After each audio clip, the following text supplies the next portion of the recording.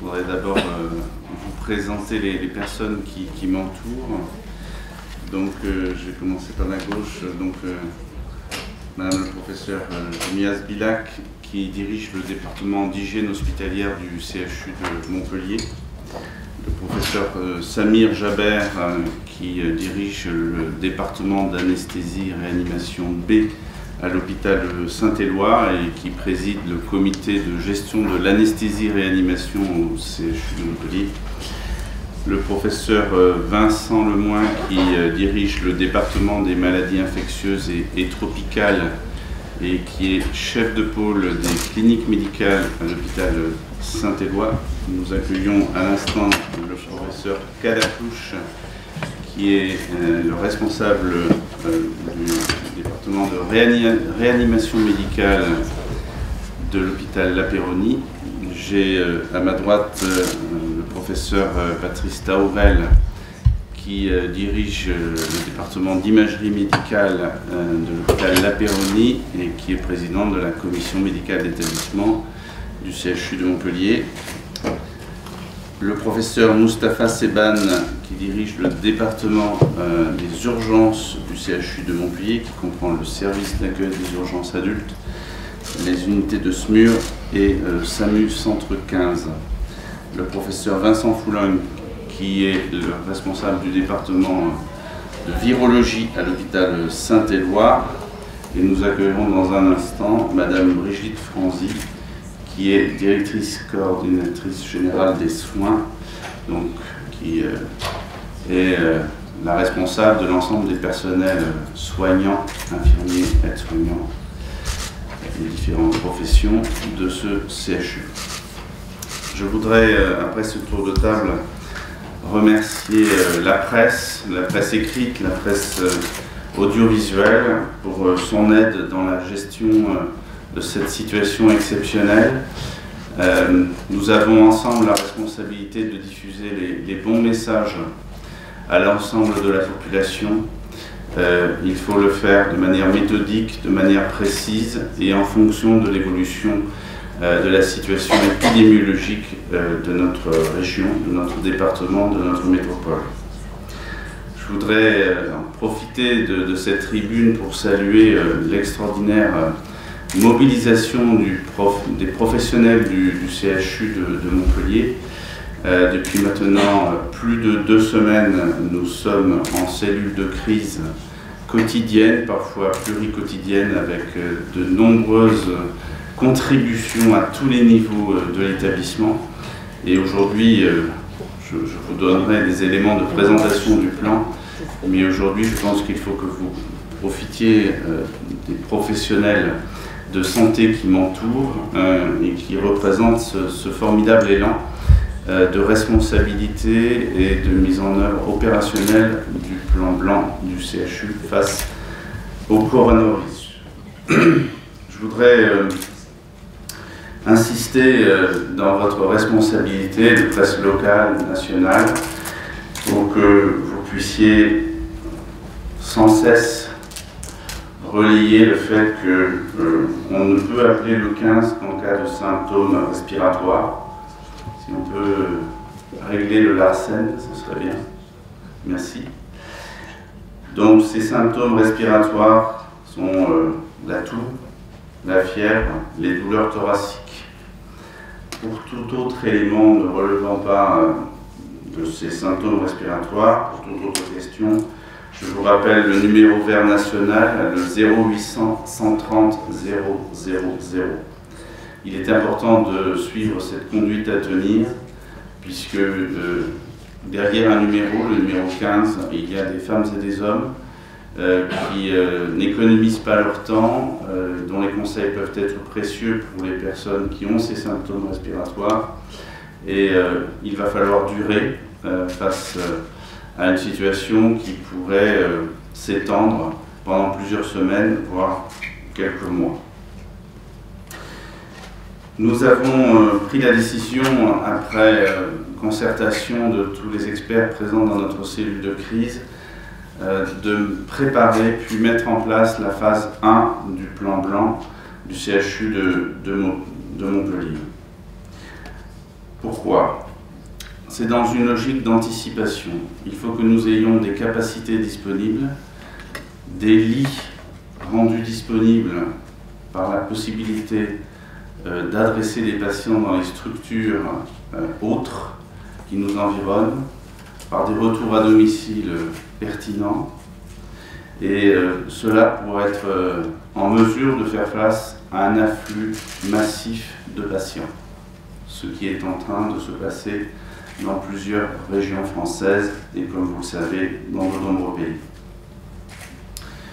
Le plan blanc fixe des règles de mobilisation du personnel parce que face à ce qui devrait être donc une très forte épidémie, il faut que nos professionnels puissent être sur le front épidémique, puissent être également relayés pour ne pas s'épuiser face à une épidémie qui va durer.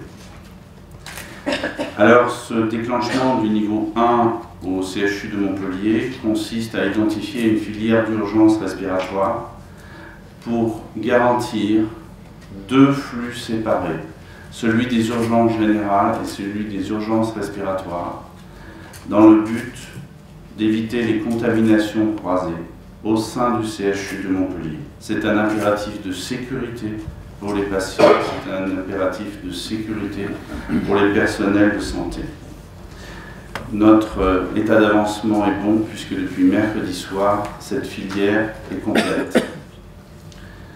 Nous avons également dans ce plan renforcé notre dispositif de dépistage ambulatoire que nous avions mis en place au niveau des maladies infectieuses et tropicales à l'hôpital Saint-Éloi. Et nous l'avons déménagé à l'hôpital La Péronie pour compléter cette filière d'urgence respiratoire. Cela est opérationnel. Cela est opérationnel depuis ce matin, puisque j'ai visité hier soir ces locaux.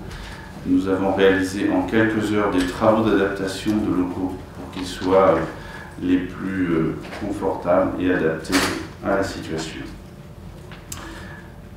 Dans ce même mouvement, nous avons mis en place en 2 jours une application de suivi à domicile des patients qui ont déjà été dépistés positifs au coronavirus et qui nous permettent un suivi sécurisé avec des patients en lien permanent avec l'hôpital, même s'ils sont télésuivis à domicile. Nous avons depuis hier en début d'après-midi, relocaliser la totalité du département de maladies infectieuses et tropicales à proximité de la réanimation médicale de l'hôpital de La Péronie. Je tiens encore une fois à souligner l'immense élan des professionnels de santé, des professionnels techniques, logistiques et administratifs de notre CHU, parce que déménager un service de 20 lits avec ses activités de consultation en quelques heures, c'est littéralement un exploit. Pourquoi nous l'avons fait? C'est pour être en capacité d'augmenter nos capacités de maladies infectieuses autant que nécessaire. Les 20 lits du départ pourront se transformer en 30 lits si nécessaire, voire à plus de 50 lits si nécessaire. Nous avons pris les mesures pour cela et au moment où je vous parle, nous avons plusieurs dizaines de lits disponibles si l'épidémie se déclarait de manière massive et, je dirais, nous frappait du jour au lendemain. Nous avons facilité le transfert des patients pour que nous puissions avoir, avec cette continuité des maladies infectieuses et tropicales et de la réanimation respiratoire, donc les services de M. Lemoine, les services de M. Cadaclouche, nous avons à ce moment-là la possibilité de transférer rapidement, de manière sécurisée, d'un secteur à l'autre, le patient qui nécessiterait une prise en charge réanimatoire. La 4e opération que nous avons réalisée et qui a démarré d'abord pour l'hôpital de La Péronie depuis jeudi matin et qui se poursuit pour l'ensemble des établissements du CHU de Montpellier depuis ce matin, c'est de déprogrammer les activités non urgentes. Notre objectif est bien évidemment d'accroître encore les capacités d'hospitalisation pour que nos lits de soins critiques soient disponibles le plus rapidement possible. Pour prendre une image, nous allons faire face à une vague forte, brutale, en partie inopinée. Et il nous faudra avoir cette capacité d'admettre rapidement des patients en réanimation, de les amener dans un parcours de soins qui les fasse sortir le moment venu de ces secteurs de réanimation et de surveillance continue vers les services de médecine, et ensuite d'avoir tout le parcours de soins jusqu'aux soins de suite. Et donc il est nécessaire d'avoir le moins d'activité possible pour être capable d'encaisser ce choc. Ça nous permet également de réaffecter des ressources soignantes, qu'elles soient médicales ou paramédicales, de telle sorte que nous ayons là aussi les équipes prêtes à affronter la hauteur de la vague. Donc, ces déprogrammations, je tiens à le dire pour toutes les personnes qui vous liront ou nous écouteront, se feront sans perte de chance pour les patients. Là où il y a nécessité de maintenir une intervention, une consultation, une imagerie, ce sera maintenu pour que, évidemment, les patients ne soient pas pénalisés par cette situation. Et nous mettrons en place, autant que nécessaire, dès aujourd'hui et bien avant d'ailleurs cela a commencé, toutes les téléconsultations que nous pourrons mettre en place service par service. Les autres éléments de ce plan, c'est la mobilisation des professionnels de santé, renforcer les secteurs qui seront les plus concernés par des professionnels formés et compétents. Donc il y a toute une gestion des emplois et des compétences qui se fait non seulement au jour le jour, mais dans une logique de prévision pour que nous ayons des relèves régulières de nos professionnels. Donc il faut que nous garantissions des plannings tout au long de la durée de l'épidémie. Donc nous sommes dans des phases de recensement, de programmation et de détection de tous les professionnels, y compris des retraités, les retraités récents, qui pourront venir nous aider pour les secteurs les plus exposés.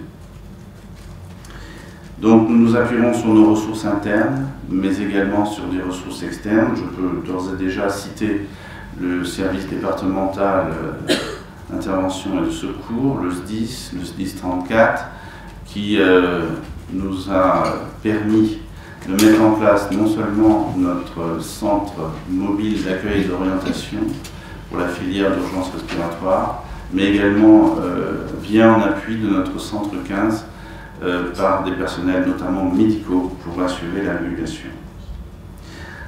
D'autres mesures sont à évaluer à ce stade. Elles seront prises au fur et à mesure de notre niveau de mobilisation. Alors nous avons un CHU qui est prêt à assumer ce que le président de la République a qualifié de situation exceptionnelle et de première vague. Il a évoqué une deuxième vague possible. C'était important qu'il le dise. Nous nous préparons aussi à cette question. Donc c'est pour ça que le plan blanc n'a pas qu'un seul niveau, il a un deuxième et un troisième niveau de mobilisation.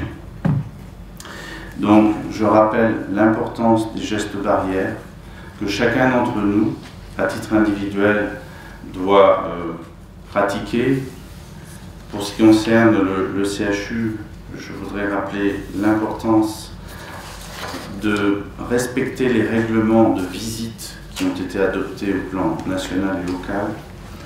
Je rappelle que les visites sont interdites au centre Antonin Balmès et au centre Bellevue qui correspondent au pôle gériatrique du CHU. Les visites sont interdites aux mineurs sur l'ensemble du CHU.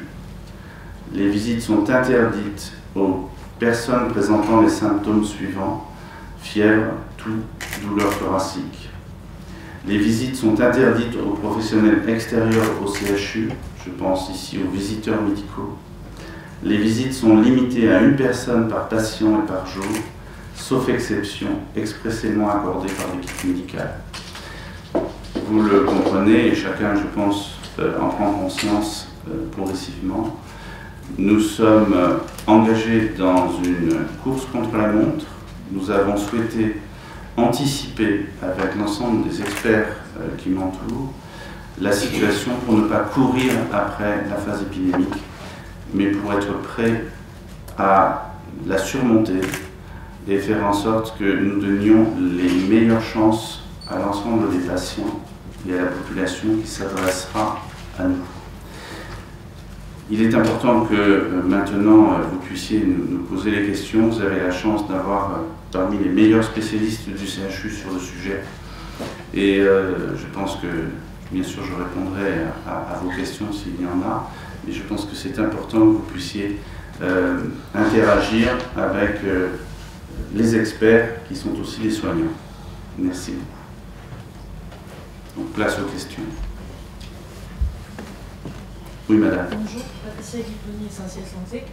Donc nous sommes à la première phase du plan blanc.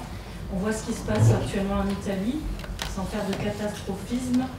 Est-ce que si ça venait à évoluer, c'est-à-dire propager de façon assez accrue, est-ce que les autres établissements de santé de la ville de Montpellier, je parle des établissements publics comme des établissements privés, pourraient être mobilisés pour apporter leurs aides? C'est-à-dire, je parle des personnels, mais aussi des bâtiments médicaux. Je vous remercie pour cette question. Nous avions demandé à l'Agence régionale de santé d'organiser une réunion avec l'ensemble des établissements de santé de la métropole. Et en fait, nous avons pu le faire à l'échelle du département hier après-midi.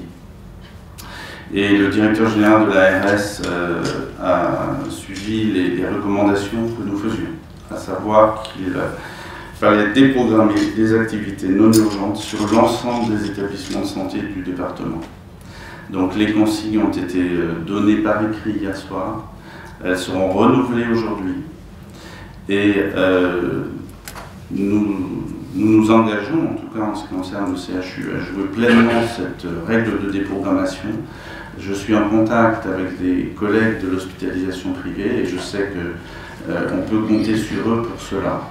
Et dès lundi, puisque des échéances importantes de la déprogrammation c'est lundi, nous ferons le point dans un tableau transparent où nous saurons qui a fait quoi en matière de déprogrammation. Il est essentiel que l'ensemble des dispositifs de santé soit synchronisé. Voilà, donc je pense qu'on est aujourd'hui pleinement mobilisé avec un niveau de conscience suffisant. Vous avez cité l'Italie, effectivement, je pense que ce qui se passe chez nos voisins et amis italiens nous interpelle tous et nous souhaitons pleinement la réussite d'un plan qui doit être collectif. Nous jouons collectif.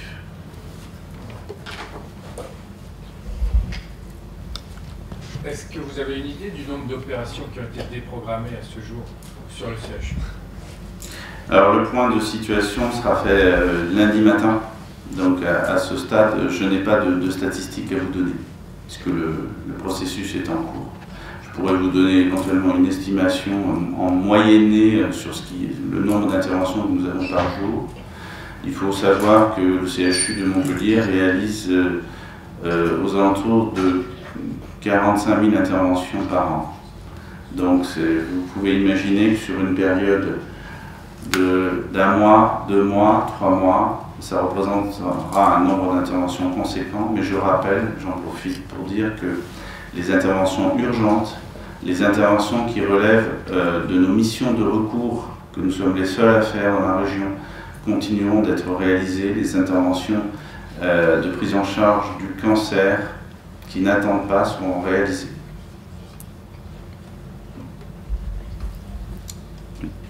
Monsieur le Président, peut-être pour un complément, bien sûr. Non, mais c'est tout. En fait, à partir du moment où il n'y a pas de perte de chance à repousser une intervention, un examen, une consultation à 2-3 mois, elle sera repoussée. Si on considère, et ce sera le libre arbitre de chacun, qu'il y a une perte de chance, alors elle ne sera pas repoussée.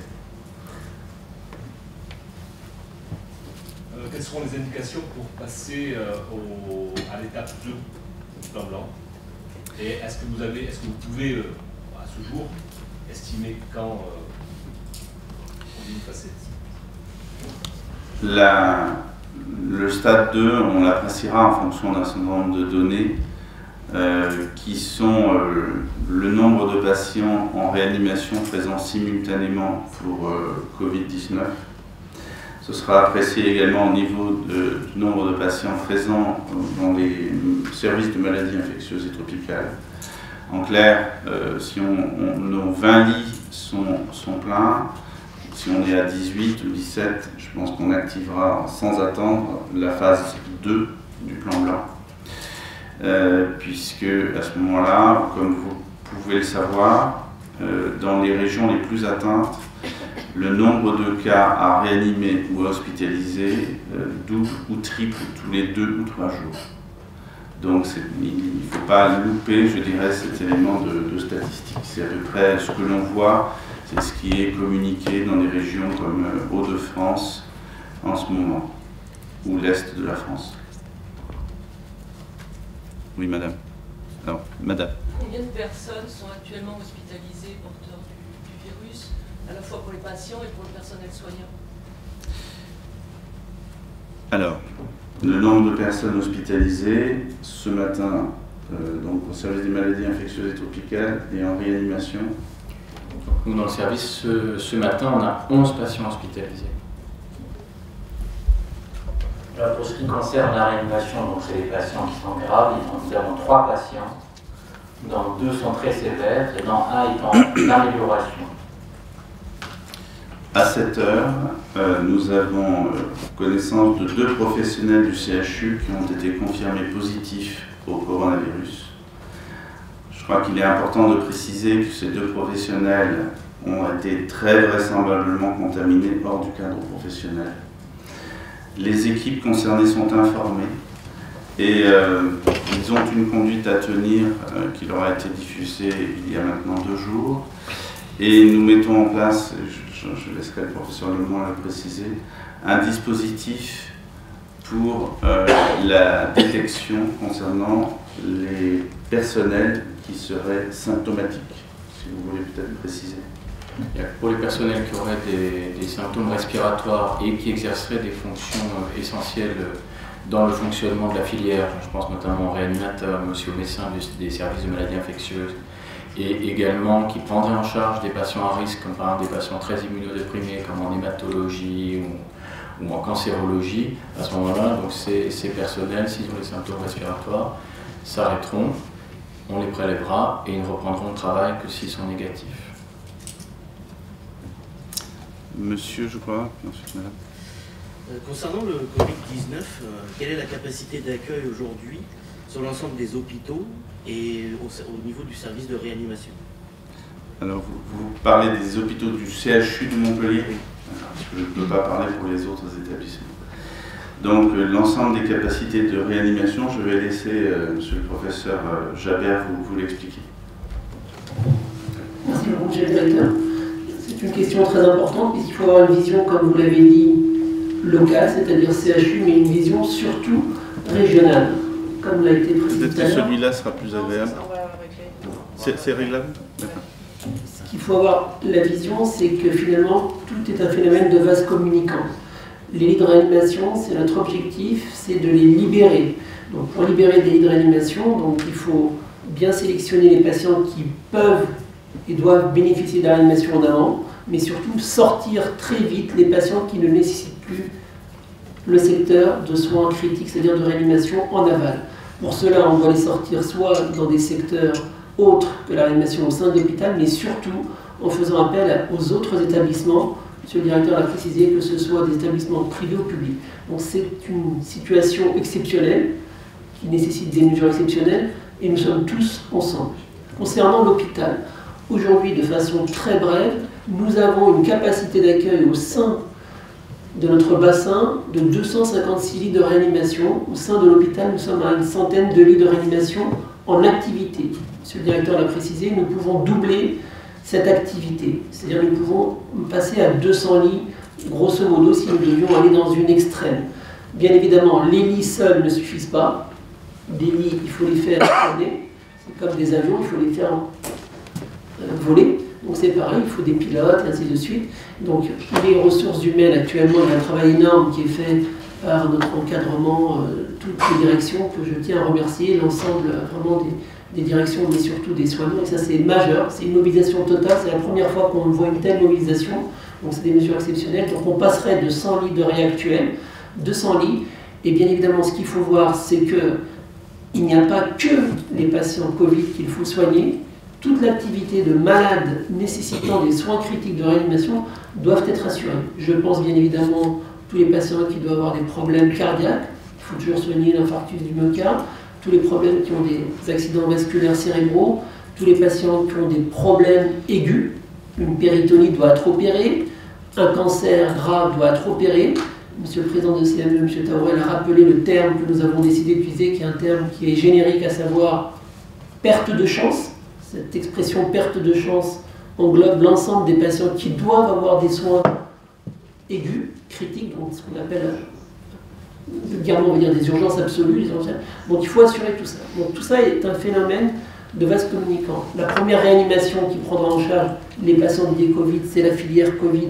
Ils iront en réanimation médicale. On a un seuil, donc c'est sur le site de la Pyrénie. Une fois que le seuil est atteint, il y a la deuxième réanimation sur le même site du département d'anesthésie et réanimation A du professeur Xavier Capdevila et le docteur Jonathan Charbit. Donc on a aujourd'hui une vision globale, on a une vision fédérée et on travaille tous de façon très collective. Une fois que ces deux réanimations seront saturées, à ce moment-là, on aurait les réanimations des autres secteurs, à savoir du secteur de Guy-Choyac, Saint-Éloi, Arnaud-de-Villeneuve. Nous sommes donc armés. Ce que nous faisons depuis 15 jours, c'est exactement inspiré, comme l'a dit votre collègue, de l'expérience italienne. Nous devons éviter la désorganisation, c'est ce qui a failli en Italie. Ils n'étaient pas préparés, c'est-à-dire qu'ils n'ont pas eu le temps de se préparer comme nous. Nous avons, nous, depuis 15 jours, mis en place cette cellule et nous nous préparons. Tout le monde se mobilise au CHU et en dehors du CHU. Tous les professionnels de santé, les médecins de ville, tous les professionnels de santé. Donc l'objectif, c'est qu'on puisse accueillir.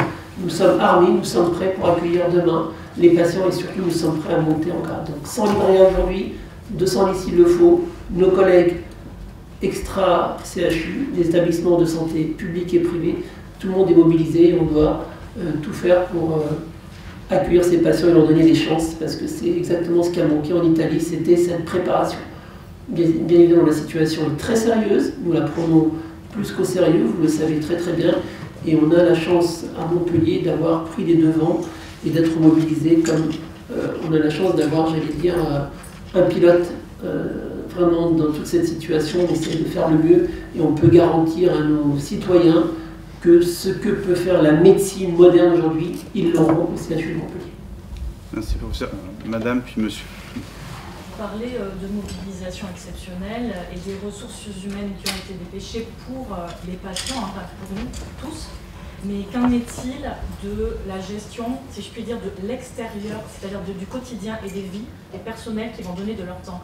Vous savez qu'ils vont être confrontés à un problème de garde d'enfants pour la plupart, puisque les enfants ne vont plus à l'école. Chacun a une vie particulière, bien sûr, mais est-ce que des mesures sont déjà prises ou en anticipation pour faire face à ce qui pourrait venir, en fait, à entacher la tâche de ces personnes qui sont dévolues à leur travail. Voilà. Permettre au personnel d'avoir la capacité de gérer son organisation personnelle et d'avoir une vie privée fait partie de nos priorités, y compris en période de crise. Alors, trois éléments de réponse. Premier élément de réponse, je me suis entretenu ce matin très tôt avec monsieur le préfet sur la position de notre crèche et de la halte garderie que nous allons organiser. Donc, dans la mesure où notre crèche participe au maintien d'un service public hospitalier essentiel à la vie de la population, notre crèche sera maintenue. Dès lors que nous aurons pris, et c'est en cours, des mesures de prophylaxie et de diminution du risque d'exposition des enfants qui sont à la crèche. Ce qui veut dire des mesures barrières, évidemment, des sectorisations internes, ce qui veut dire aussi que nous avons fait le choix de privilégier les enfants des personnels soignants ou des personnels logistiques indispensables au travail des soignants. Ce qui veut dire que pour les personnels administratifs, nous les incitons fortement et en ce moment, ce matin, l'ensemble des directeurs regardent pour les personnels administratifs pour identifier les personnels qui sont capables de travailler en télétravail. C'est le premier élément de réponse.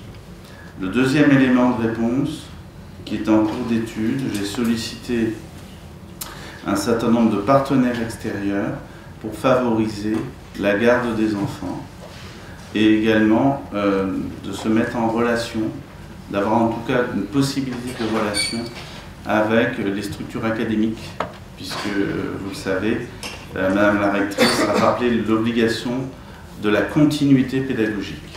Donc il y a des pistes, nous allons essayer de faire preuve du maximum de créativité pour que ni les parents, ni les enfants, bien sûr, ne soient surpénalisés par cette situation.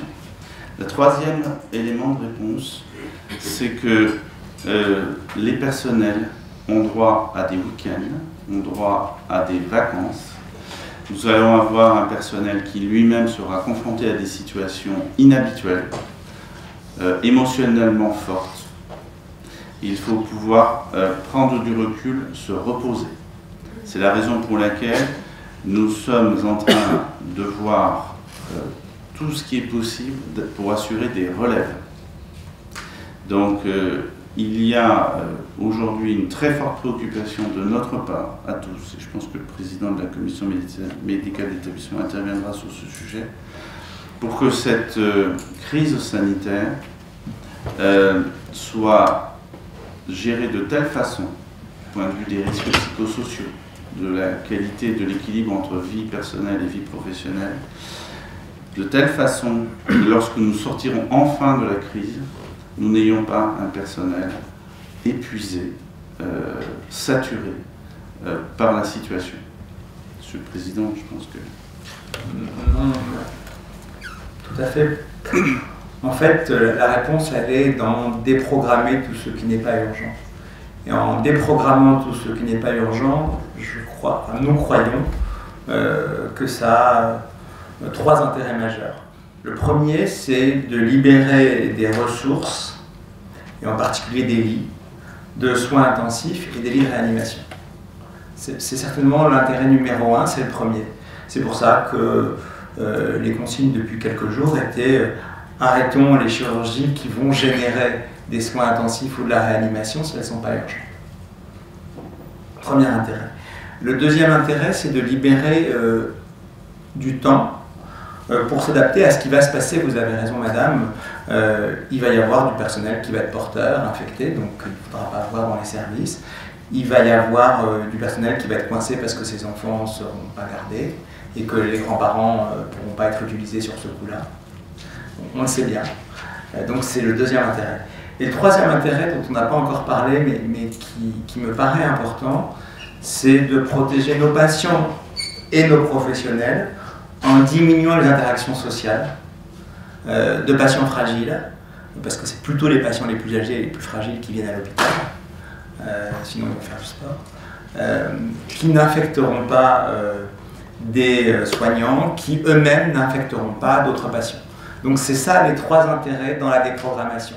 Et c'est ce qui a, je crois, été parfaitement compris par les établissements de ville, pour lesquels la contrainte économique est aussi importante, mais qui ont très bien compris qu'eux aussi devaient déprogrammer pour ces trois éléments. Monsieur. Oui, j'ai une double question. Vous avez évoqué tout à l'heure la mise en place d'une application à distance pour suivre les patients détectés qui peuvent rester à domicile. Est-ce qu'on a une idée du nombre de patients?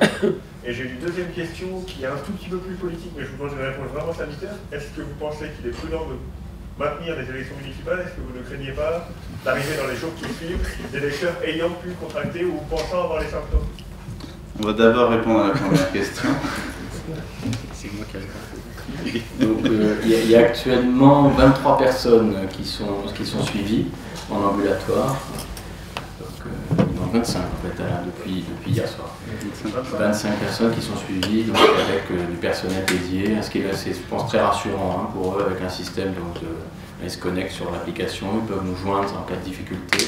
Et ça permet de suivre, y compris un certain nombre de personnes assez fragiles, hein, et donc qui nous permettent de libérer là aussi nos lits d'hospitalisation. Pour le deuxième point. Pour le deuxième sujet, donc de manière assez simple, il y a l'arbitrage du président de la République, je n'ai pas à commenter. Deuxième, sur un point de vue sanitaire, nous allons tous devoir adapter nos comportements, la fréquentation d'un certain nombre de lieux publics, mais comme chacun d'entre nous irons faire nos courses, nous croiserons un certain nombre de gens. Nous ferons peut-être la queue aux caisses des supermarchés, donc il y aura aussi des gens qui seront autour de nous, comme dans un bureau de vote. Donc à un certain moment, on ne peut pas arrêter la vie. Après, je laisse le soin aux experts peut-être, aux commentateurs sûrement, le soin de savoir si c'est plus tard, on me dira si ça a été une bonne ou une mauvaise décision, mais je laisse ce soin aux commentateurs, je n'ai pas à commenter ça. Parce que ce matin, notamment, le ministre Véran disait qu'effectivement, dans les bureaux de vote, les gens devront se tenir à 1 mètre l'un de l'autre. Ça peut paraître surprenant. Je pense qu'il faut que vous vous adressiez au ministère de l'Intérieur pour cet aspect-là et aux mairies. Mais pour la partie hygiène, je pense que le professeur Jumas-Billac pourra vous donner des éléments scientifiques. C'est bon. Je peux donner peut-être un petit avis. En effet, c'est la distance entre les personnes a un intérêt qui peut être de l'ordre d'un mètre, d'1,50 m. Si je prends l'exemple de cette salle, peut-être que dans les jours à venir, il serait plus pertinent de se mettre en quinconce plutôt que de se réunir et occuper la place de façon à ne pas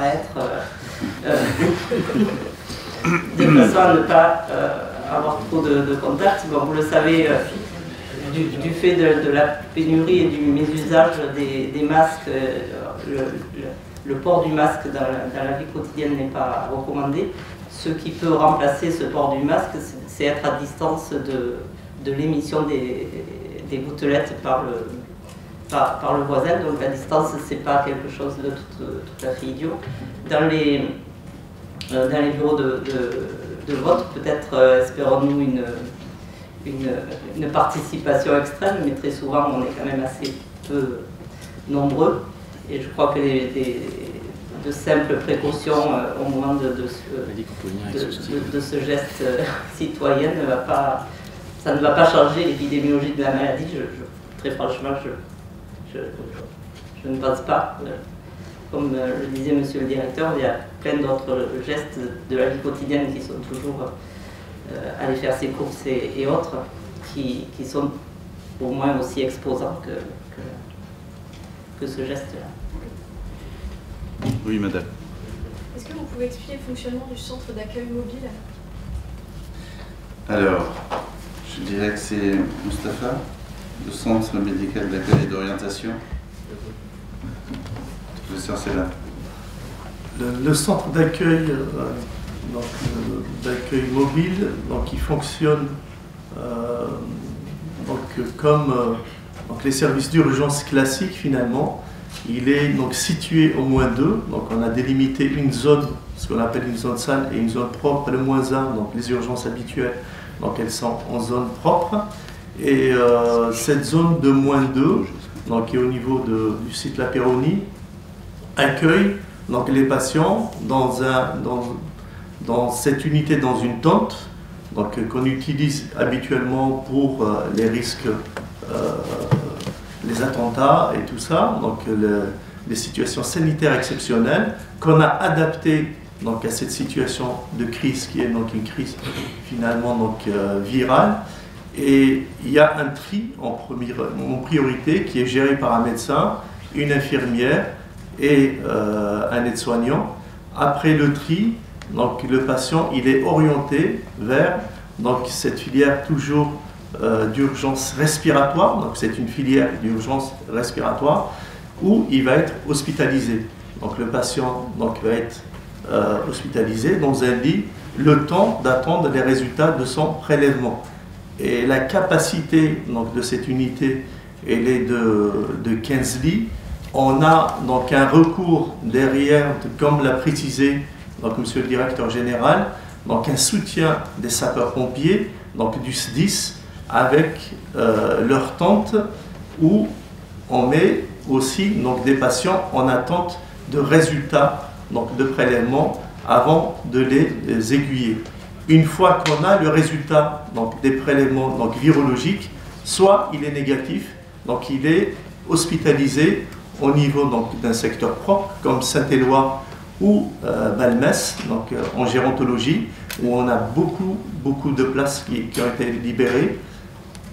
S'il est positif, il va dans l'unité d'infectiologie du professeur Lemoine. Monsieur peut-être? Madame, pardon, excusez-moi comme... voilà. Est-ce que vous avez prévu de faire un point, peut-être pas quotidien, mais très régulier, pour nous informer, nous donner les chiffres? Vous avez tout à l'heure parlé de 11 patients. Est-ce qu'on aura des informations régulières et sous quelle forme? Nous avons prévu de le faire, selon différentes modalités, effectivement. Ça peut aller jusqu'à un point quotidien, en fonction de l'actualité et des messages que l'on veut délivrer. Il est important que nous le fassions régulièrement pour informer la population sur l'état de la crise sanitaire, et également pour passer un certain nombre de messages sur le bon usage de l'hôpital de Montpellier. Donc je rappelle sur le centre 15, doit être vraiment requis de manière pertinente si vous avez une symptomatologie qui est claire par rapport à un problème respiratoire. Je voudrais aussi peut-être, et c'est peut-être l'occasion à l'occasion de votre question, que nous puissions aborder la question de la pertinence du test de dépistage à cette phase de la diffusion du virus. Peut-être professeur Lemoine et professeur Foulon. C'est important ce point. Oui. Le test, donc, il est très important, comme l'expliquait le professeur Seban, pour les patients qui sont hospitalisés pour une suspicion d'infection respiratoire, pour pouvoir distinguer les patients qui sont effectivement infectés par le Covid-19 et ceux qui ont un autre problème. Donc ce test-là, il est absolument indispensable. Là, c'est notre ressource principale, surtout là, si on est amené à augmenter beaucoup le nombre de patients. Et d'autre part, il est important aussi pour pouvoir préserver nos professionnels et donc pour réaliser ces tests de dépistage de professionnels qui se seraient contaminés ou risquaient de se contaminer soit dans le cadre de l'exercice de leur fonction de soins des patients infectés, mais aussi à l'extérieur. Donc c'est pour ça que j'expliquais tout à l'heure la procédure de dépistage. À mon avis, c'est les deux indications essentielles. On continue à faire quelques dépistages encore à la demande de l'ARS pour des enquêtes qu'on appelle les clusters ou les foyers d'infection, et compte tenu que l'impression qu'on a, c'est que la circulation est maintenant très importante du virus, c'est que probablement ça n'a plus grand sens d'aller essayer de repérer et d'isoler les cas. Donc le test, pour l'instant, dans les conditions actuelles, je pense que le professeur Foulon expliquera, dans les conditions actuelles, c'est une ressource rare, et on va la réserver à ces deux choses-là, préserver les personnels et pouvoir distinguer les deux filières pour les patients ayant des problèmes respiratoires. Professeur Foulon, oui. Oui, effectivement, la ressource est un petit peu contingentée. Il y a plusieurs raisons à ça. La première raison est que nous avons affaire à un virus qui n'était pas connu il y a 3 mois. Donc on ne diagnostique bien que des choses que l'on connaît bien, et les outils diagnostiques qui ont été mis en place ne sont pas compatibles effectivement avec le dépistage massif, le dépistage de masse. Dû à cette nouveauté du virus et à la technologie qui est mise en œuvre, qui est relativement à ce jour encore complexe. Cette disposition donc, des kits, ce qu'on appelle des kits, c'est pas vraiment des kits, la notion de kit est un petit peu galvaudée dans ce sens-là, est compliquée et assez complexe, ce qui explique qu'on soit obligé de contingenter un petit peu nos activités j'ai envie de dire, non, plutôt passer au diagnostic qu'au réel dépistage, puisque le terme dépistage est un petit peu empreint d'une notion de masse qui n'est pas du tout compatible avec les tests dont on dispose à ce jour. Monsieur le Président de la CME. Ça veut dire que ce qui est dit, il faut vraiment que nos amis, que tout le monde comprenne, que vos familles comprennent, et c'est vraiment aussi le rôle des journalistes. Quelqu'un qui a un petit syndrome grippal avec je me mouche et je tousse un petit peu, il ne faut pas qu'il se précipite à rechercher des ressources médicales, il faut qu'il fasse comme une petite grippette, il reste chez lui un peu plus, il s'isole un peu plus, il prend des mesures contact, il fait très attention, mais il n'a pas à venir à l'hôpital, parce qu'on ne va pas à l'hôpital pour toutes les petites grippettes, on s'isole. Oui, je pense que c'est important de parler en fait de ce que l'hôpital est le lieu de la prise en charge des complications. Monsieur le professeur. Oui, tout à fait. C'est-à-dire qu'il faut rappeler que cette infection, dans plus de 80% des cas, elle est parfaitement bénigne. On l'a constaté là quand on a fait les enquêtes autour de cas qui nous ont été demandés par l'ARS, que la plupart des personnes qu'on a diagnostiquées avaient assez peu de symptômes. Un peu de tout, une petite gêne respiratoire, un peu de fièvre, et sont tous, pour la plupart, les patients qu'on a suivis, il y en a un certain nombre qui sont guéris, ont eu une évolution favorable. Malheureusement, il y a de l'ordre de 15 à 20% des personnes infectées, pour ce qu'on peut savoir, peut-être un petit peu moins, qui vont justifier d'une hospitalisation, et parmi ceux-là, probablement entre 20-25% qui auront besoin de soins plus intensifs de réanimation.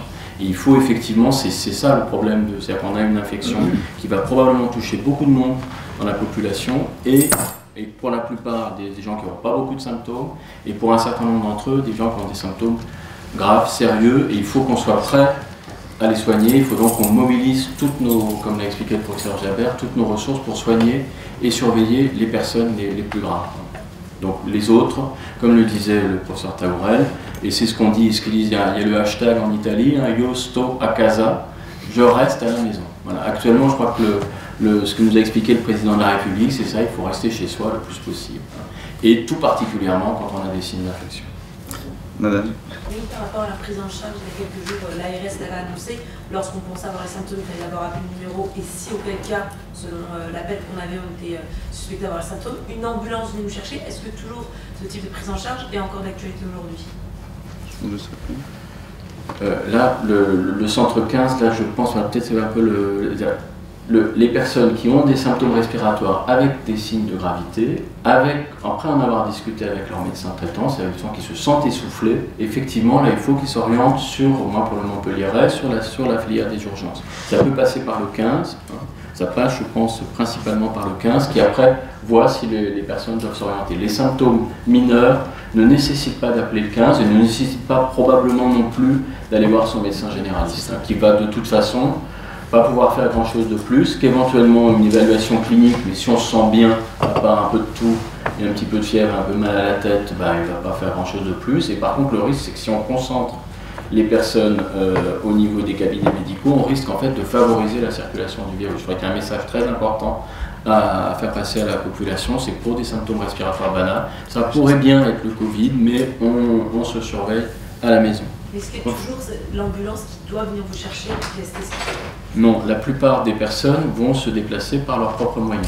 Donc, sauf celles qui ne pourraient pas se déplacer, à ce moment-là, c'est au centre 15 d'organiser le transfert. Professeur Jabert. Pour compléter la réponse de Vincent, ce que nous ont appris les expériences donc, des Chinois et les expériences des Italiens, puisqu'on commence maintenant à avoir des publications scientifiques, on a un recul de toutes ces cohortes. Ce qu'il faut noter, c'est qu'il n'y a pas, ou exceptionnellement, de forme ce qu'on appelle fulminante. Contrairement à d'autres épidémies, de type, je pense par exemple au H1N1, il n'y a pas de symptomatologie aiguë fulminante. La plupart des patients qui ont été admis dans les secteurs de réanimation ont une symptomatologie qui a évolué sur plusieurs jours. La moyenne de ces jours, c'est 10 jours. C'est-à-dire qu'entre le moment où vous avez les premiers symptômes et le moment où les malades, je parle de ceux qui sont admis en réanimation, Vincent l'a rappelé, c'est important ce qu'a dit Vincent sur 10 patients que vous avez qui sont atteints, 8 ne verront jamais l'hôpital parce qu'ils resteront à la maison, ils sont bien. 2 iront peut-être à l'hôpital et 1 sur les 2 ira peut-être en réanimation. Ça c'est le schéma qu'il faut garder et qui est retrouvé dans toutes les cohortes, que ce soit chinoises ou italiennes ou autres.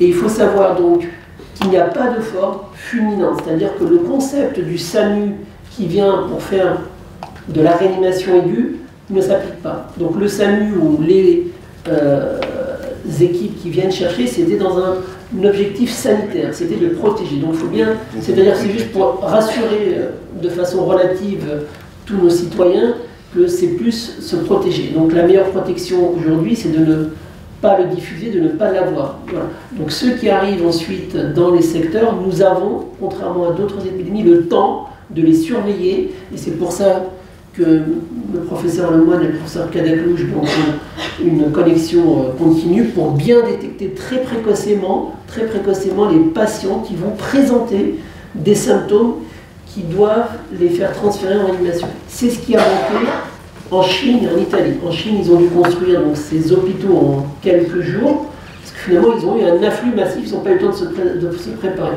Aujourd'hui, je répète, ce que nous avons fait, nous sommes prêts pour accueillir quand même une cohorte très importante au CHU, mais également tous les secteurs de réanimation de notre bassin de population, à savoir sur, je vais parler de notre ancien Languedoc-Roussillon, donc sur l'ensemble, et on a une coordination, on essaie d'avoir une coordination avec tous les services de réanimation, c'est-à-dire qu'eux-mêmes vont prendre, que ce soit les hôpitaux de Béziers, de Perpignan, de Narbonne, Carcassonne, Nîmes, tous ces secteurs vont avoir leurs patients, et donc c'est un travail collectif. Je ne sais pas si j'ai éclairé la réponse pour la partie réanimation. Professeur Seban va peut-être compléter, peut-être professeur. Oui. Alors juste pour vous donner un aperçu sommaire du plan d'action qui a été mis en place au CHU pour ces formes-là, pour ces formes sévères ou susceptibles de devenir sévères, c'est celles-là qui devraient nous faire peur, c'est celles-là pour lesquelles on a le plus d'inquiétude. Alors pour celles-là, le circuit est assez bien établi et assez bien huilé en collaboration avec le service des maladies infectieuses. C'est des formes suspectes, peu graves, qui sont rapidement dépistées. Sur celles-là, nous sommes en communication pour trier celles qui sont peu sévères, susceptibles de s'aggraver, qui passent dans un deuxième secteur qu'on appelle soins intensifs, qui sont rapidement dépistées pour pouvoir dépister les positifs des négatifs, et pour les formes très sévères, passent en réanimation. Alors tout un secteur a été créé Covid positif, pour trier parmi les deux patients, pour qu'il n'y ait pas de croisement entre les négatifs et les positifs. Et on a créé un dernier circuit pour les patients négatifs ou qui s'améliorent pour pouvoir mieux ventiler et pour avoir le plus de place possible.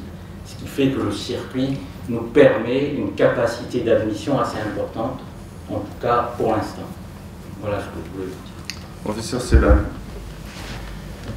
Pour revenir donc, à la mission donc, du SAMU, le premier point donc, hyper important par rapport aux appels qu'on a aujourd'hui, parce que le nombre d'appels donc, a explosé donc, en 3 jours, c'est de rassurer la population. Le plus souvent, donc, on va rassurer donc, la population, on va leur donner donc, les consignes qu'il y a donc, un petit peu partout, mais non, c'est plutôt diffusé. Et le deuxième point, c'est ce qu'a précisé M. le directeur général, c'est de faire venir à l'hôpital le patient qu'on doit prendre en charge. Mais finalement, donc, c'est centré sur ces symptômes respiratoires. Lorsqu'on régule au centre 15, c'est de dire, vous êtes essoufflé, vous avez de la fièvre, vous toussez. Donc à partir du moment où on a certains critères, on a un algorithme qu'on a établi avec les maladies infectieuses et qui a progressé depuis 15 jours maintenant qu'on travaille ensemble. Et cet algorithme-là qu'on applique aujourd'hui, c'est pour faire venir les patients qui ont besoin de prise en charge médicale et qui ont besoin d'hospitalisation.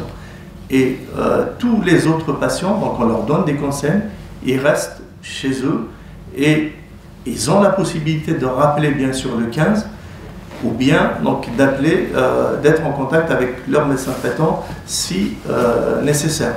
Mais par contre, s'il y a une aggravation, ce sont les consignes qui sont données. Un patient qui sent qu'il y a une évolution dans sa symptomatologie, il rappelle le 15, on va donc le chercher, bien sûr en ambulance, bien sûr, donc un certain nombre de patients, aujourd'hui sur notre filière respiratoire, arrivent avec leurs propres moyens. Donc attention, il faudrait qu'on arrive à réguler, à faire venir au bon moment donc, les patients qui nécessitent une prise en charge médicale. Monsieur, vous voulez demander... Oui, on parlait de la rapidité du dépistage.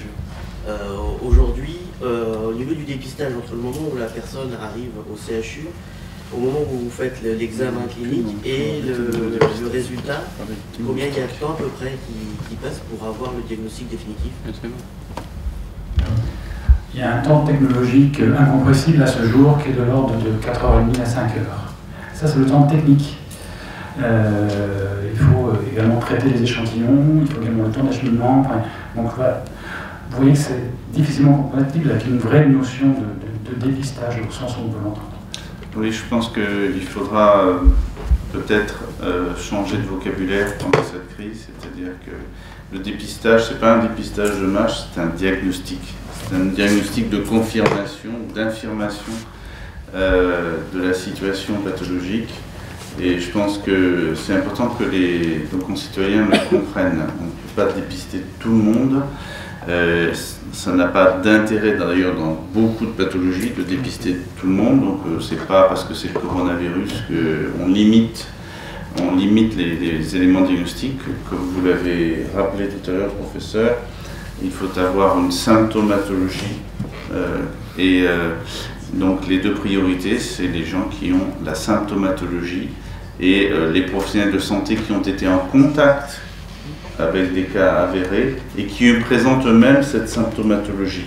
C'est important. Et pourquoi les professionnels de santé? Parce que ce sont ceux qui vont être le plus exposés à des patients. C'est logique. Et nous devons préserver notre ressource. Professeur Javert. En complément de ce que vous a été dit, il faut rappeler que la vie continue. C'est-à-dire qu'aux urgences ou ailleurs, on reçoit des patients que l'on reçoit tous les jours. Donc effectivement, la symptomatologie est ce qu'on appelle totalement aspécifique. Ça veut dire quoi? Ça veut dire que c'est une symptomatologie qui peut être une grippe simple qu'on a tous les jours, ça peut être une affection, une bronchite, ça peut être une pneumonie, ça peut être plein d'autres germes. Donc c'est-à-dire que sur la symptomatologie seule, on ne peut pas différencier si c'est un virus, une bactérie ou autre chose, en particulier le virus Covid. Donc il faut faire attention également de ne pas trop oublier le reste. C'est-à-dire attention à ne pas commencer à ne regarder qu'une chose et de ne plus chercher le reste. Donc ça c'est, on va dire, notre métier, on doit rassurer tout le monde, hein, et vous rassurer aussi que la médecine continue. Donc c'est pour ça que toute la prise en charge doit rester exceptionnelle et excellente à tous les niveaux, pas que pour le Covid. On va être bon, on ne peut pas passer à côté d'une embolie pulmonaire, on peut pas à côté d'une infection pulmonaire, et ainsi de suite. Donc il faut qu'on continue à soigner les malades, il faut rassurer la population que tout est mis en place. On a les imageries, le scanner, la biologie. C'est pour ça que c'est important cette mobilisation globale, elle ne se limite pas, il n'y a pas que, j'allais dire, les urgences ou la réanimation, il y a tout ce qu'il y a autour, et c'est pour ça qu'on est en permanence en train de rappeler qu'il faut remercier tout le monde, il y a tout ce qu'il y a autour et c'est majeur. Donc on est là pour rassurer en vous disant que tout est mis en place pour accueillir ces patients de la forme, j'allais dire, asymptomatique ou semi-asymptomatique, à la forme la plus grave, en tout cas au CHU de Montpellier, inspiré de toutes les expériences que nous avons eues, malheureusement, nos collègues chinois, nos collègues italiens, et donc on est vraiment en contact de la science et des retours d'expérience pour essayer, je ne me permettrai pas de dire de ne pas faire les fautes qui ont été commises, parce qu'on ne sait pas s'il y a des fautes, mais en tout cas de tout faire bien pour limiter ce qui peut être limité dans cette épidémie sérieuse. Professeur Cadaclouche. Pour vous rassurer, et à travers vous, l'ensemble de la population, il faut savoir que les patients qui sont suspects et en attente du diagnostic, de la confirmation, de l'infirmation diagnostique, toutes les précautions sont prises. Ça veut dire qu'ils sont dans un secteur qui est confiné, que les soignants vont en toutes les précautions vis-à-vis du virus jusqu'à confirmation ou infirmation diagnostique. Voilà. Merci madame. C'est à propos du virus en lui-même. C'est un virus qu'on commence à un peu définir, identifier. Progressivement, on arrive à le dessiner. Mais je suppose qu'il reste encore de nombreuses inconnues. Et ce que je voulais savoir, c'est aussi à l'heure actuelle, on a la possibilité de savoir si ce virus peut muter. Par exemple, ce matin dans Le Parisien, je lisais que les médecins disaient qu'il était plus grave que prévu et qu'il touchait une population jeune et une population qui n'avait pas de pathologie. Alors attention, on est bien d'accord, 80% des sujets ne sont pas du tout touchés, mais qu'en est-il? On sait si ça peut progresser de façon qu'on ne s'attendait pas forcément, et est-ce il peut muter ce virus. Alors on va avoir une double réponse, je pense, mais d'abord celle du professeur Toulon. Alors, avec ce type de virus qu'on appelle donc des coronavirus, j'ai envie de dire que la mutation, c'est un style de vie pour eux. C'est-à-dire que c'est des virus qui sont constamment en mutation. Constamment. Les virus qui ont circulé en Italie sont probablement pas tout à fait les mêmes que ceux qui ont circulé en Chine. Il est fort probable que les virus qui circulent chez nous ne soient pas tous les mêmes que les virus qui circulaient en Italie. C'est un mode de vie, il mute tout le temps. Par contre, ces mutations qui s'accumulent sur ce virus-là, personne n'est capable de dire à ce jour si on peut les relier à un comportement particulier en termes de transmission, en termes de résistance aux thérapeutiques qu'on pourrait avoir, ou en termes de pathogénèse. Il n'y a aucun lien possible à faire. Et la mutation, ça peut être délétère pour nous, mais également ça peut être délétère pour le virus. Donc on peut penser également que l'accumulation de mutations puisse au contraire atténuer le virus. Ça peut aller dans les deux sens. Donc c'est un mode de vie du virus. C'est suivi, toutes les souches qui sont isolées dans le monde sont suivies, sont souvent séquencées pour savoir justement s'ils mutent. Effectivement, ils mutent. Mais on sait que tous ces virus-là mutent, comme les virus grippaux mutent tout le temps. C'est pour ça que tous les ans, on doit se revacciner. Donc c'est un mode de vie du virus, il mute tout le temps. Après, prédire si les mutations vont être responsables d'un comportement particulier, ça c'est effectivement extrêmement difficile. Merci. Professeur, juste pour préciser, les mutations par exemple permettent de savoir aussi le circuit du virus. Et par exemple, on a découvert grâce à l'étude de cette phylogénie, de ces mutations, que le virus qui sévit actuellement en Italie est en fait un virus qui a été apporté via l'Allemagne. C'est le petit foyer, je ne sais pas si vous vous souvenez, au tout début, là on a parlé d'un petit foyer en Bavière, et a priori le virus italien viendrait de là. Donc après, sur l'évolution épidémiologique, en fait, on ne sait pas, il faut quand même le dire. Je crois que, c'est vrai que le président de la République hier a parlé d'une deuxième vague. Ça fait référence, peut-être le modèle qu'on connaît le mieux, mais c'est un virus très différent. Là, je parle sur le modèle qu'on connaît le mieux, c'est celui de la grippe espagnole, qui est de 1918, qui était une pandémie de la même façon, dans laquelle on sait qu'il y a eu 3 vagues. Alors, probablement lié au fait qu'il y a une première population qui est touchée, qui reste une population qui est encore non immune et qui va s'infecter secondairement en fonction de circuits du virus. Mais sincèrement, là, il est beaucoup trop tôt pour le dire. Enfin, je pense que là, Vincent dira la même chose que moi, on n'en sait rien en fait. Oui, non, on n'a aucune donnée qui permet de dire que les mutations vont influencer l'épidémiologie ou la virulence, on ne sait pas. Alors, madame, puis monsieur. Moi, c'était vraiment une question par rapport à l'organisation. Je reviens encore sur cette conférence que l'ARS avait fait plus tôt au début, qui expliquait en fait qu'il y avait tous les CHU de la région, je parle plus global, qui étaient prêts à accueillir les cas, plus un hôpital par département. Est-ce que vous avez pris contact avec les autres hôpitaux des autres départements pour créer une organisation commune plus globale au-delà du département? Et ma seconde question, c'est est-ce que ici au CHU de Montpellier, on est capable d'accueillir seulement cette population avoisinante, ou est-ce que si besoin et que les autres hôpitaux des départements alentours étaient débordés, on pourrait les accueillir ici à Montpellier? La coordination existe, comme je l'avais indiqué, là, nous nous sommes coordonnés hier avec une attitude commune, puisque ce qui est important dans la gestion d'une crise comme celle-là, encore une fois, c'est la synchronisation. Donc les repères sont simples, la phase actuelle, tous les hôpitaux doivent activer leur plan blanc, hôpitaux et cliniques. Tous les hôpitaux et cliniques doivent déprogrammer les activités non urgentes. C'est la base du système. Le deuxième pilier du système, c'est que pour les établissements qui ont des autorisations de réanimation et de surveillance continue, chacun de ces établissements doit assumer sa part d'activité sur le coronavirus. Nous n'avons pas vocation à tout centraliser, il y a des éléments particuliers au CHU, je pense que le professeur Jabert, le professeur Calapouche pourront vous l'expliquer, les éléments de spécificité du CHU. Donc il y a bien une organisation, et la semaine prochaine, par exemple, est prévue une nouvelle réunion sous l'égide de l'Agence régionale de santé sur la question des soins critiques, des réanimations. Donc la coordination existe entre nos établissements. Et concernant les établissements de première ligne, qui sont les 3 CHU de Montpellier, de Nîmes et de Toulouse, il y a bien évidemment une coordination, un échange d'informations, et je vous dirais même que le niveau de coordination est désormais national. C'est-à-dire que en maladies infectieuses et tropicales, il y a des points, je crois, quotidiens, avec tous les experts nationaux, en visioconférence ou en téléconférence, pour échanger sur ce que l'on commence à identifier comme spécificité du virus, les moyens, je dirais, de traitement ou de prévention. La même chose est faite en réanimation. Mais là, je laisse les experts s'exprimer sur ces points. Alors, pour ce qui s'agit de la réanimation et des ensembles des hôpitaux, Monsieur le directeur général a très bien résumé la situation. Il y a une coordination et puis chaque hôpital est capable de s'occuper des patients. Par contre, le CHU reste recours en cas de moyens supérieurs qui sont indiqués lors de la pathologie lorsqu'elle est très sévère. En particulier lorsqu'il y a besoin de ce qu'on appelle une ECMO, qui est une CEC, une circulation extracorporelle qui oxygène le sang. Mais c'est des cas très sévères qui restent pour l'instant périphériques, par exemple dans les différentes expériences chinoises, italiennes. Les indications d'ECMO restent quand même peu importantes en réanimation, aux alentours de 2 à 3%.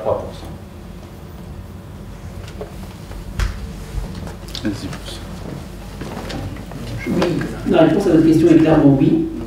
Donc c'était est-ce que, oui, nous sommes bien organisés. Nous avons la chance dans notre département l'Hérault avec le Gard d'avoir 2 CHU. Donc déjà, on travaille beaucoup, j'allais dire, de façon hospitalo-universitaire. Il y a une base forte entre le CHU de Nîmes et le CHU de Montpellier. Donc déjà, il y a des liens forts. Et on travaille également en réseau sur la région. Donc c'est-à-dire, on a déjà la culture de se connaître, de travailler ensemble au niveau, j'allais dire, des secteurs de soins critiques, de médecine périopératoire. Nous sommes, comme vous le savez, donc le CHU de recours de la région. Donc on a toujours cette relation constante avec tous les autres établissements publics et privés. On récupère tous les patients qui relèvent d'une prise en charge CHU sur les plateaux techniques, des équipes chirurgicales, et ainsi de suite. Mais aujourd'hui, ce que l'on doit faire, c'est éviter au maximum le transfert de ces patients pour des raisons évidentes, bien évidemment, d'épargne de risques sur les transports, salut et autres. Et donc c'est pour ça que chaque établissement disposant d'un secteur de soins critiques, réanimation et surveillance continue aux soins intensifs, doit tout faire pour prendre en charge ces patients. La chose la plus importante, c'est ce que l'on doit se préparer, c'est si, et c'est pour ça que c'est important tout le travail qui est fait, s'il y a un afflux massif de patients. C'est ça qui un petit peu étaient les points faibles de toute cette prise en charge. C'est-à-dire que beaucoup d'hôpitaux ont dit ben, on est prêt, mais en fait c'était prêt, mais pour peut-être accueillir 20 ou 30 patients.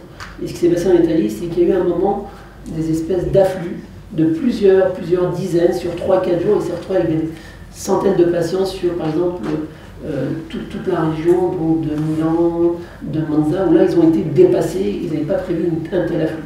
Aujourd'hui, c'est pour ça que M. le directeur a souhaité vraiment qu'on soit en amont et depuis le début. Donc la philosophie, c'est d'avoir au moins toujours un peu d'avance.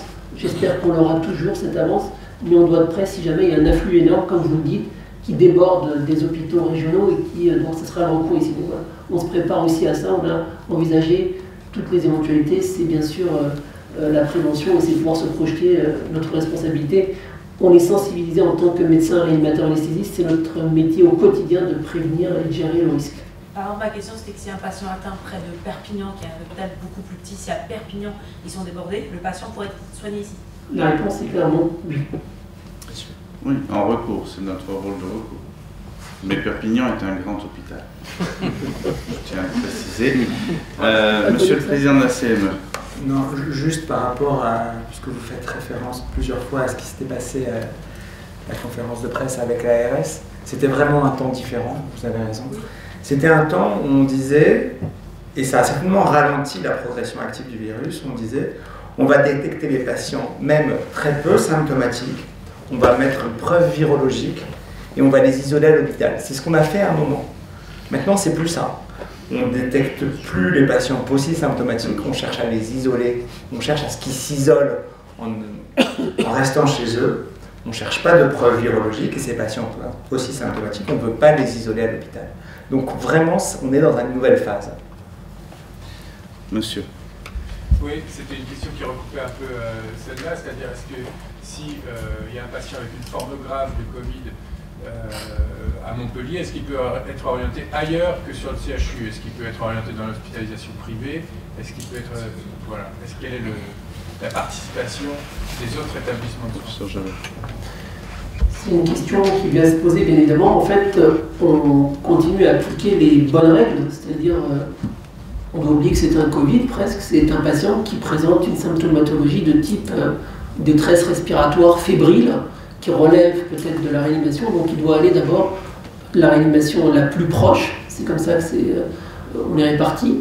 Donc si la réanimation la plus proche ne peut pas l'accueillir pour des raisons de place ou des raisons logistiques, il ira à l'autre réanimation, et donc ça c'est normalement coordonné par le SAMU. En tout cas aujourd'hui, au moment où je vous parle, peut-être que monsieur le directeur et le professeur Sebel compléteront la réponse, aujourd'hui c'est le SAMU 34 qui a cette coordination. Il a été envisagé à un moment une coordination un peu plus régionale, donc avec une coordination sur notre grande région Occitanie, pour avoir une vision plus globale, ça va dans notre sens, pour envoyer le patient là où il sera le mieux soigné au plus proche.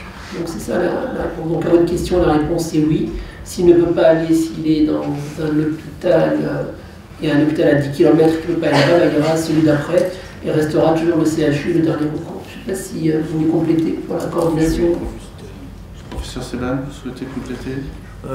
Oui, je complète concernant donc effectivement depuis l'appel, c'est ce que je disais tout à l'heure, donc le centre 15 filiarise les patients. Le patient, donc on va rassurer, le patient qui va rester chez lui cantonné parce qu'il a une faible symptomatologie où il est quasi asymptomatique, et le patient, donc le SAMU centre 15 fait de la télémédecine depuis très très longtemps, on a l'habitude. Donc on va interroger, on va essayer de se rapprocher par rapport donc, à la nécessité d'une hospitalisation, et là donc on va adresser donc, le patient à l'endroit où il doit aller. Bien sûr, parmi ces patients-là, il y a donc tout le personnel du CHU, le personnel des cliniques privées, des établissements de santé, qu'on doit aussi donc orienter vers un dépistage ou pas un dépistage, comme l'avait précisé le professeur Lemoine, selon des algorithmes très très très précis. Après, donc pour la réanimation, effectivement, donc le patient grave, on va l'adresser directement donc, à la réanimation médicale dédiée au Covid. À partir du moment donc, on a donc, une pneumopathie grave. Et si donc, on est à côté de Béziers, si on est donc, à côté de Perpignan, c'est sûr qu'il y aura une priorité à l'emmener sur la réa de proximité. Et c'est cette réa-là qui va le prendre en charge, même s'il est donc, très très grave. Donc il peut y avoir pour le SAMU donc, des transferts, ce qu'on appelle les transferts secondaires, d'une réanimation à une réanimation pour une raison technique. Technique, c'est un patient très très grave qui doit être pris en charge au niveau d'une réanimation du CHU, comme l'a expliqué donc, le professeur Plouche. La nécessité donc, de mettre en place une circulation extracorporelle, elle peut être mise en place, exemple à Béziers, et on ramène le patient dans une unité mobile d'hospitalisation, une unité mobile de réanimation, avec cette circulation extracorporelle pour le faire venir donc, sur le CHU où il y a donc, les compétences pour gérer ce genre de patient.